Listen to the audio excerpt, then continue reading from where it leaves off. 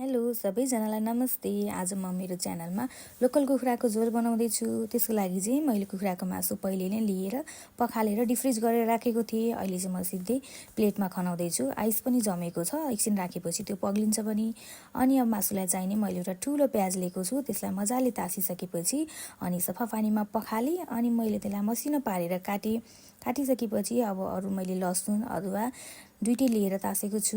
लसुन चाहिँ मैले अलिकति धेरै अनि अदुवा चाहिँ अलिकति थोरै लिएको छु।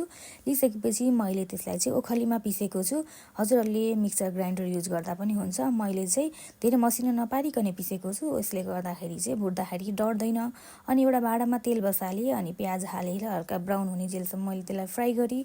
त्यसपछि मैले त्यसमा मासु एड गरेँ अनि नुन हालेँ, बेसार अनि तेजपत्ता हालेर फेरि एकछिन भुटेँ। एकछिन हल्का रातो भइसकेपछि मैले त्यसमा अघिको लसुन अदुवाको पेस्ट हालेर एकछिन पकाएँ अनि त्यसमाथि टमाटर एड गरेँ। टमाटर हालेर मजाले पाकिसकेपछि जिरा धनियाँको धुलो, गरम मसला अनि मरिचको धुलो अनि टिमुरको धुलो पनि यसमा एड गरेँ अनि पानी हालेर 3-4 सिटी लाग्ने गरेर मजाले पकाएँ।